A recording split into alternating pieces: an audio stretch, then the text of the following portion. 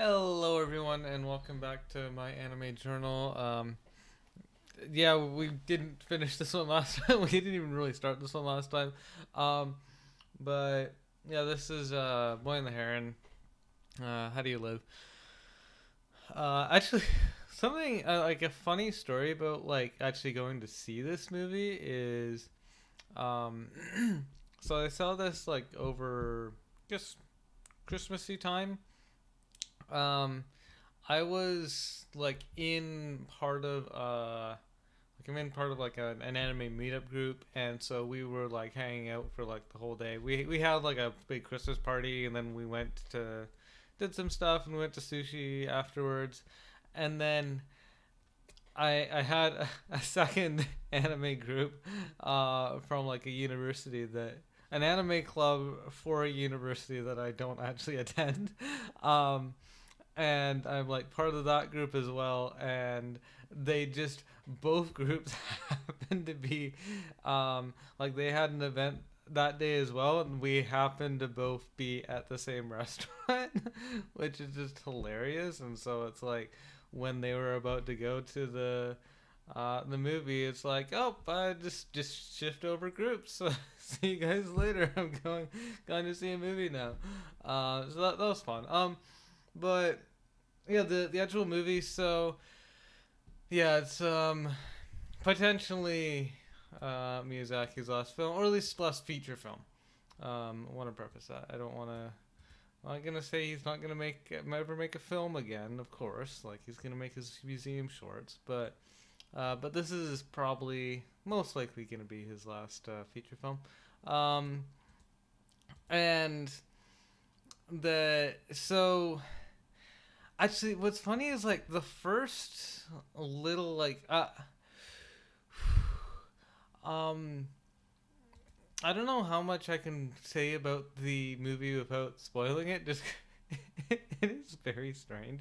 Um, but also just like it progresses in these weird ways, and like things kind of like come together in kind of funny, strange ways, and um, but like say like the beginning part is the boy, what was his name, Mahito.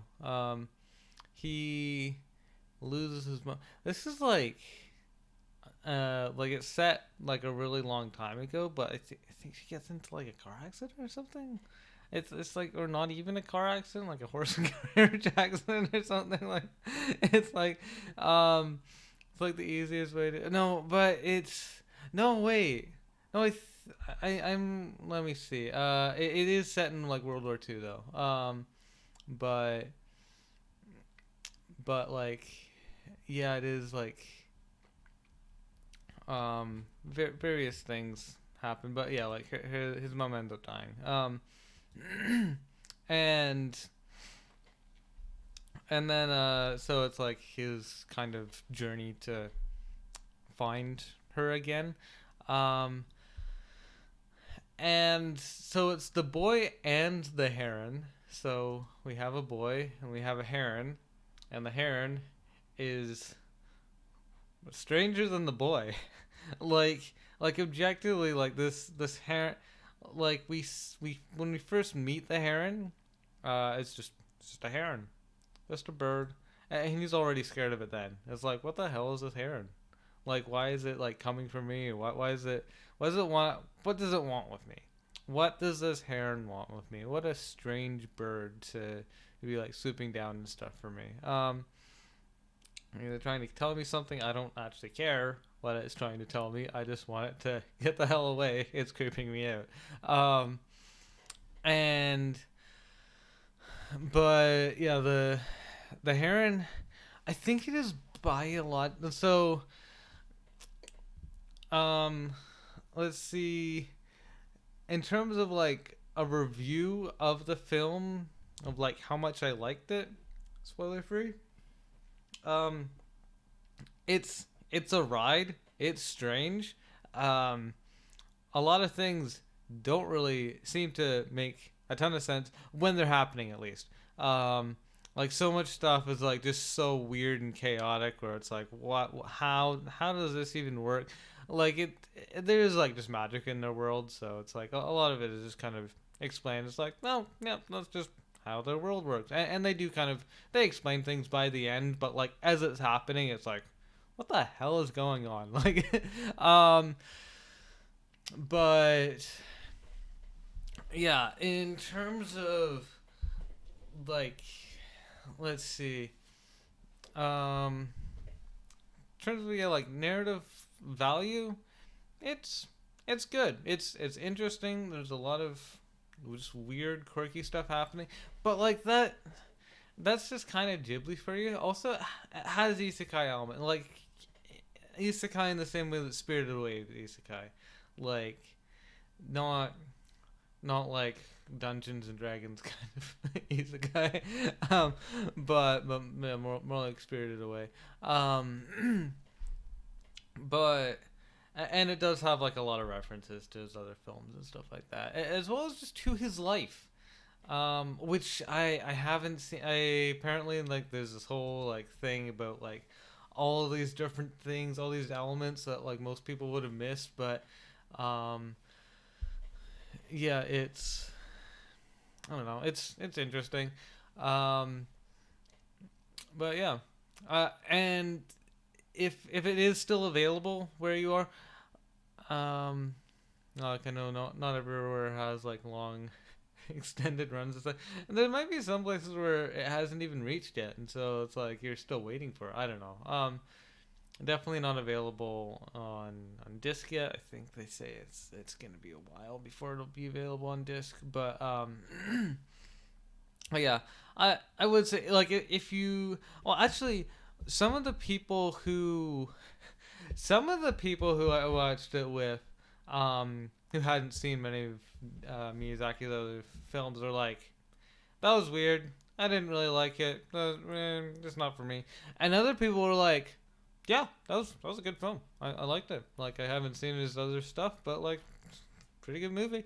Um, so yeah, I guess that's not exactly a defining factor. Like you can enjoy this as your first Ghibli, even though, um, like it's strange, but it's not like crazy strange compared to his other works. Like Miyazaki's films are just often kind of weird.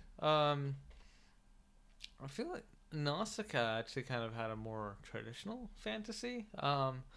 Where say like Spirited Away, where there's like a lot of things happening in Spirited Away. People are like, oh, what the hell is happening in Spirited Away? It's just like it's chaotic, but it's good. It's really good. And I feel like that's the same vibe that I get here. That it's like it's chaotic, but it's also really well done. Um, but oh yeah, and the maid. It that is kind of funny that we have like this whole like team of really old women who are taking care of like the house they live in, um, which is kind of funny and like Mahito even brings accidentally brings one of them along with his journey, um, but yeah, that's part of the plot. Oh yeah, like getting into more like stuff that like either you shouldn't keep on listening to. Yeah, skip ahead a bit if you're planning on seeing the movie but haven't yet. If you don't care to see the movie and are just interested in like hearing what the hell it's about, or if you've already seen it and you want to hear someone's take on it, then you can stick around. Yeah, the Heron has like a funny kind of character arc where like it in kind of like he starts out as just a normal bird and then he kind of has like this man that's like trying to emerge out of him, um and then like he has later on he's just like this fully formed man with like this giant nose for some reason. That's because Yamahito struck an arrow uh, through his beak. Which it was a homing arrow, but like it seems like like the hole in his beak is the thing that makes him a man and rather than a bird. So like if Mahito had I don't know, just pinned him down and stabbed his beak with a knife, it would have done the same thing. He just the heron is just too fast for him to have done that. So the homing arrow is that's why that was necessary. But yeah, it didn't seem like it needed to be with the arrow.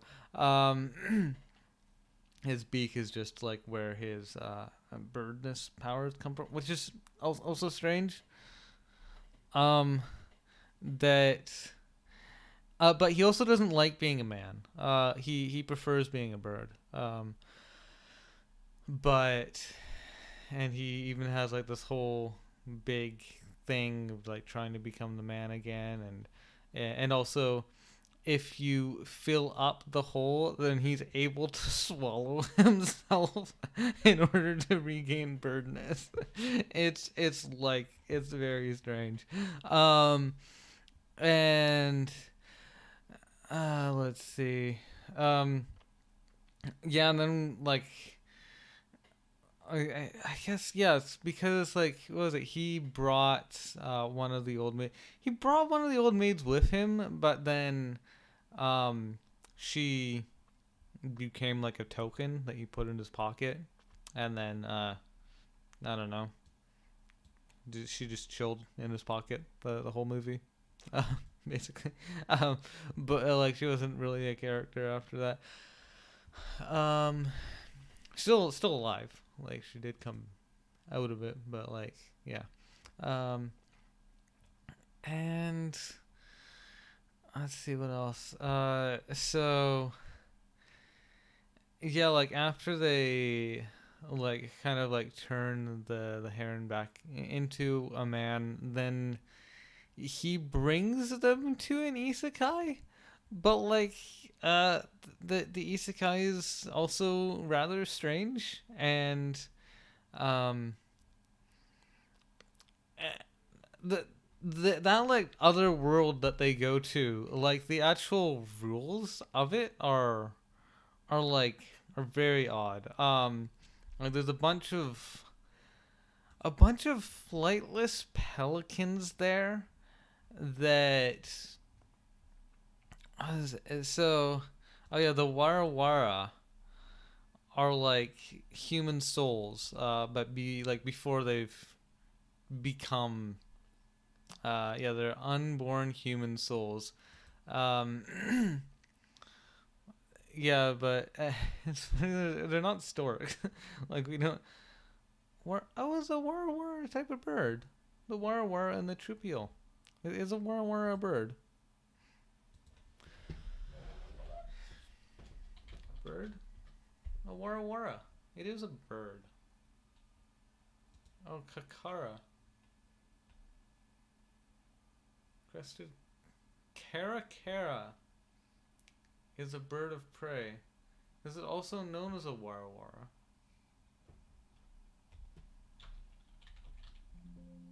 No, it is not. Um, Caracara. That's that's interesting. They show it as a warawara though. But yeah, these guys, yeah, they're unborn souls. They can be used as slave labor. Which they don't mind. And there's lots of them. I don't know where they came from. They just kind of come into existence. Oh yeah, and Miyazaki's little guys. I guess like the coal creatures are kind of similar. Um, but yeah, these are just like weird little. They do look like plush toys. But yeah, they're unborn human souls, and they they just kind of chill. They can do whatever. And they're used as labor, and yeah. And it seems like they don't really need too much care. I forget if they eat anything. I think they eat. Yeah. But yeah, they're cute, and um, and then they have to, well, like their whole purpose is that they're souls, so they have to come to the world and like the regular world and turn into people. I I think they're only human souls. They're human souls, right? Yeah, unborn human souls. I don't know if there's like versions for other animals, but these ones are human ones. And but there's pelicans on this island as well, and it seems like the pelicans are actually flightless, except for, well, the I guess they just must not want to expend flight energy unless they um can use it to harvest the warwaras for food. Um, because there's like a fence on the island, and it keeps the pelicans in, even though we see the pelicans flying. And it's not like it's a Minecraft barrier block where it goes up to the it's just invisible, it goes up to the ceiling or something. It's just it's a fairly short, it's like a 1 meter tall little like rock um like fence, and it keeps the pelicans out. But yeah, I guess they just don't like flying unless they're killing human souls. Which um strange, weird set of you know priorities. Be like, I want to be over there, but I'm not gonna be over there because I need to save my flying abilities for when I'm killing people. um, but yeah, that's a thing. And yeah, and also there's a woman um whose job is to kill the pelicans, or I think she has like a fire ability and has to like destroy all the pelicans um in order to just eliminate them, so they're not you know killing people, destroying human souls before they're even born. um, and then that woman also turns out to be Mahito's mom, which is also a strange thing. Um, and there's also the weird giant, what was it, budgies or whatever. That's a strange thing, and they eat people for some reason. I don't know. Yeah, it's a trippy anime in general. Yeah, and again, like if you're listening to this right now, it means that you have have already seen it. Um, so that was good. But yeah, it, it's an odd anime, but yeah, I'd say I liked it. I liked it. There's just like a lot of strange stuff going on. But yeah, it's fun, and all the characters are likable enough, and like yeah, Mahito, he has some kind of funny quirks to him. He seems kind of um he kind of just wants to get his way. He doesn't really care what happens, as long as he just kind of as he's satisfied. But overall, like, good cast. Just it's like a good Ghibli. It's just like it's kind of what you expect. Oh yeah, Himi. She's kind of a cutie. But, yeah. Strange anime, but yeah, this it's good. It's good.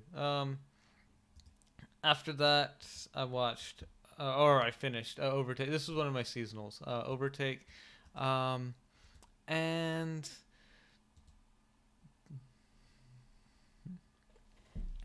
Overtake. So it's actually so it is a racing anime. but like the main character is also a photographer, and then he kind of gets into racing and gets into like taking pictures of people racing, and I think he also drives. I can't remember. But he kind of just he just chooses to get into this and has no idea what he's doing, and it's just kind of, I guess, like him learning the ropes and stuff. There's some cool racing scenes in it as well. Um, mm, Disclaimer though, I didn't pay like the most attention to it when I was watching it, so like I think some of the stuff um I didn't really take in as well as I should have, but like it was it was alright. Yeah, I don't actually have enough to say about that one. But after that one, I watched um Gintama Gintama degree umai mono wa o ato mawashi ni suru to yoko dorisareru kara yapari saki ni ku. That's way too long of a title. Why does that have that long of a title? Um, and this is like, what was this even? It's 12 minutes long. Um, what was it even about? After coming monumental or important matters. Oh, longest, the biggest Gintama arc is coming to the big screen. Oh, Jump Fest. It's a Jump Festa though. I think it was just kind of them like, chatting back and forth about it being that. I don't remember the plot actually. Was it good? It was fine. It was fine. It was enjoyable. It was, like, it also, just because it's shorter, it means that they can kind of just, that's not part of the main plot. It's just kind of 12 minutes of pure humor, which is good. Gintama getting back into just doing wacky stuff instead of having to like focus on a story, which is nice. After that, I watched, or I finished, Watashi no Oshi wa Akuyaku Reijou. You can see these two cute girls on the cover. They're in love. Actually, one of them is in love with the other one, and then that one is um, not. Um, and so it's this beautiful like connection between what was it? Ray Taylor and Claire Francois. Um, so Ray, first of all, Ray is comes from our world. It's an isekai, and it's an otome game, or oh, is it? Yeah, it's an otome game, about a villainess, or contains a villainess, and was it Ray? I think was already a person who played this game a lot, and then she gets. Did she even die? It's like run over. What is it? Ray is a burnt out office worker, but Otome game heroine Ray Taylor by night. Um, Instead of focusing. Oh, okay. So she dies death by overwork. Which I have heard is a more common thing to happen. But yeah, she's an office worker, and then she gets. Oh, so she's an adult then. I didn't remember that about this story, but like that makes sense.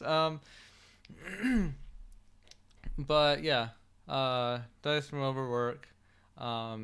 Gets to be reborn in this um as like she's considered like a commoner, but and whereas like Claire is like this rich girl, and Ray desperately wants Claire to fall in love with her, and Claire is like, I want none of this. I already have a fiance. who's a man or who's a boy her age. Um,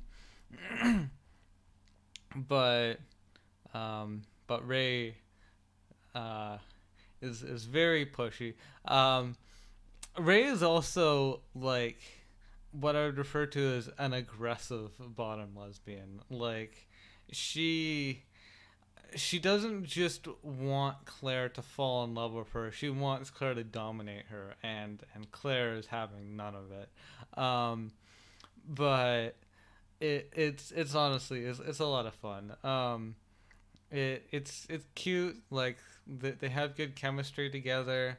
I feel like like Claire doesn't Claire does reciprocate some of Ray's feelings. Not all of them. Definitely not all of them.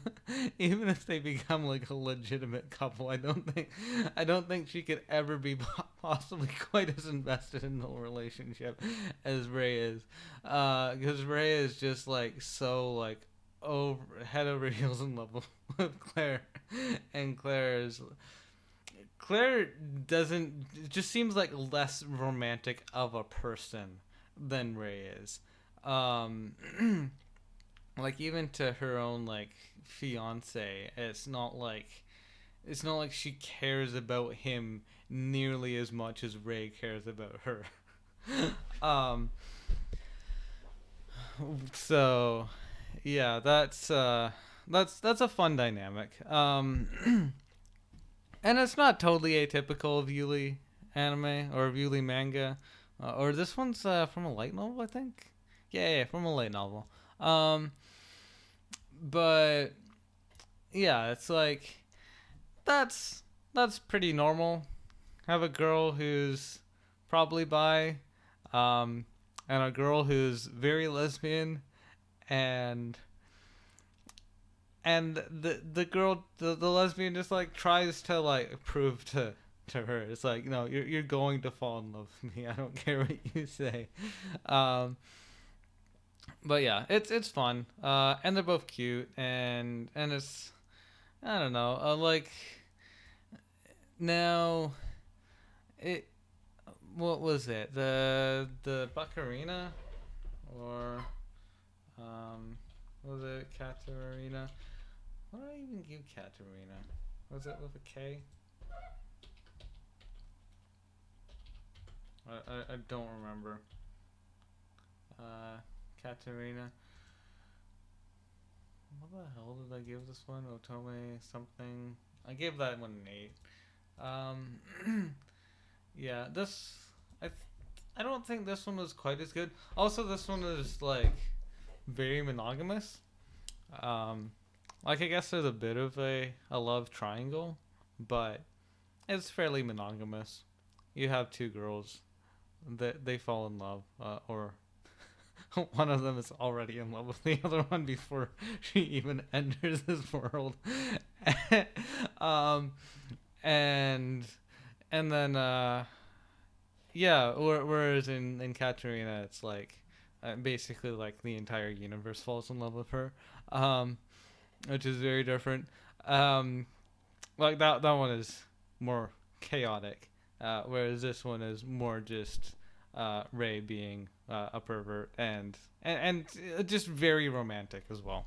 Um, and it is romance. It's not like a sexual urge. It's like she wants them to be together. She wants to kiss her. She wants to yeah wants them to just be a couple. It's very cute. Um, but yeah, it's just it's very fun. Oh yeah, and there's like even a whole like behind the scenes thingy about it as well.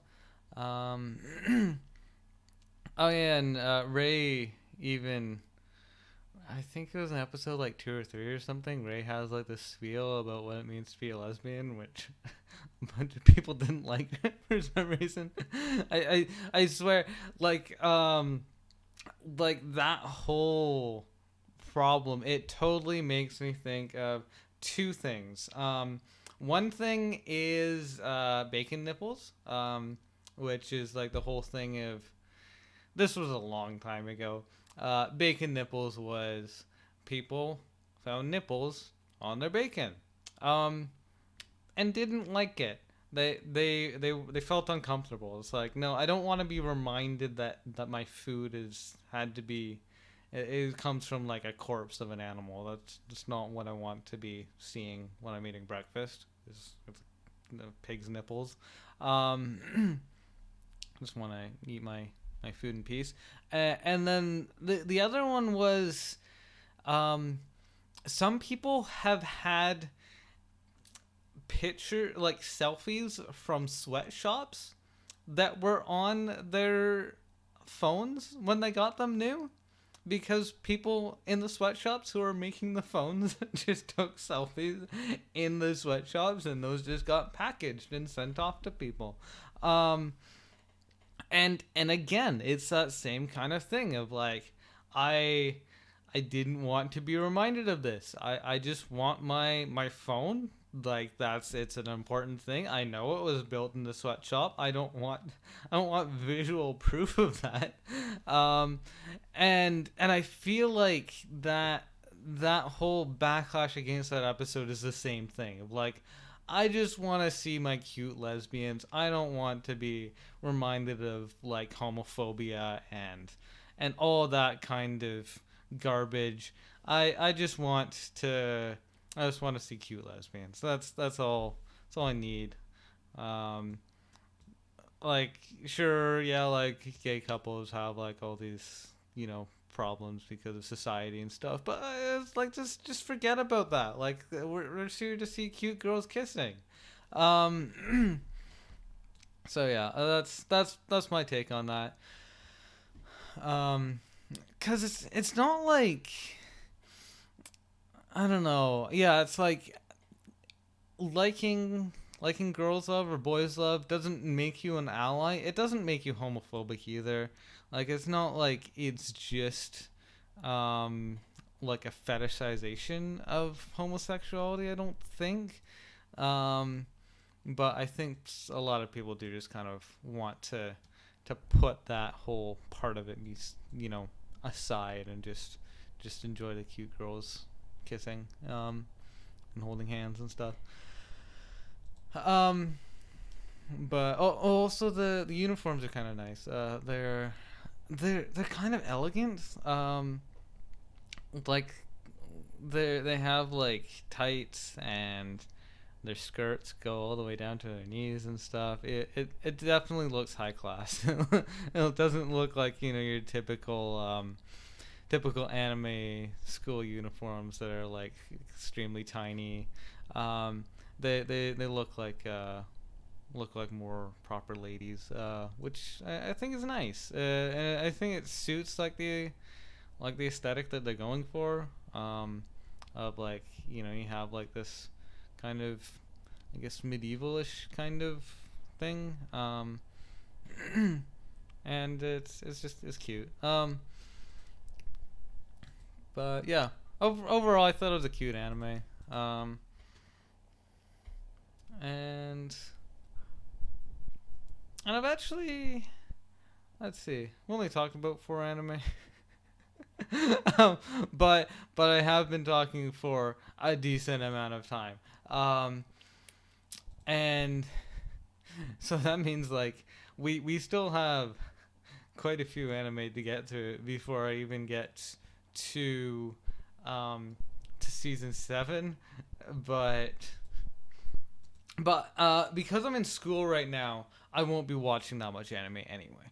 So, although I also won't have most amount of time to record these either. Um, but yeah, actually, yesterday I did my first exam for electrical, level 4. I got 86%. That's an A. That's pretty good. So hopefully I'll keep that up. Um, but yeah. Anyway, thank you for watching, and I hope to see you again next time. And goodbye.